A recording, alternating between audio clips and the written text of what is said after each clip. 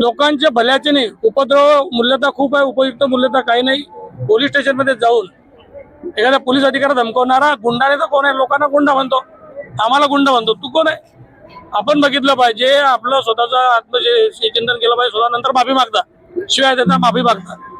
तर काय वय आपलं, किती वर्ष आपण त्या सभागृहात काढले, आपण काय बोललो पाहिजे? आपण जबाबदार व्यक्तिमत्व, आपल्याला पाहून लोक भविष्यामध्ये आपला फॉलोअप करत असतात, एवढं पण ज्या लोकांना भान नाही, त्या माथा फिरलेला माणूस आहे। राजकीय स्तराच्या बाबतीत बोलत झाला तर मी माझ्या बाबतीत बोलेल की या 1-2 दिवसामध्ये मी सुद्धा पत्रकार परिषद घेऊन या राजकीय स्तराच्या संदर्भात मी स्वतः जेव्हा मी याचं आत्मचिंतन करतो तर मलाही वाईट वाटतंय आणि मी पण काहीतरी निर्णय लवकरात लवकर घेणार या राजकीय स्तराच्या बाबतीत। आता याच्यामध्ये मला असं वाटतंय की कोण पण कोणाच्या पण इतक्या राजकारणात त्या पदं घेऊन, संसदीय पदं घेऊन लोकांना संपवण्याचं काम करायचं, विरोधकांना संपवण्याचं काम करायचं, या सगळ्या विषयाला मी 35-40 वर्षाहून अनुभवतोय। आणि आज खऱ्या अर्थाने मुक्ताईच्या या पावनभूमीमध्ये मी इथे सगळ्यांसमोर आहे, आपल्यासमोर आहे।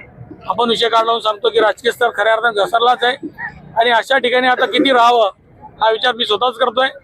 एवढे 1-2 दिवसामध्ये मी पत्रकार परिषद घेऊन तुमच्या समोर येईलच, पण या बाबतीमध्ये खऱ्या अर्थाने मन खऱ्या अर्थाने दुखतं। या बाबतीत इतक्या चांगले मोठे मोठे पदं घ्यायचे आणि लोकांचं आयुष्य म्हणजे विरोधकांचं आयुष्य बर्बाद करायचे पदं वापरायचे, लोकांच्या उपयुक्त मूल्यतेसाठी काही करायचं नाही, अशा पद्धतीचं राजकारण जर जात असेल विचार केला पाहिजे। मी स्वतः विचार करेल, मी बाकीच्यांना नाही सांगणार, पण मी स्वतः विचार करेल।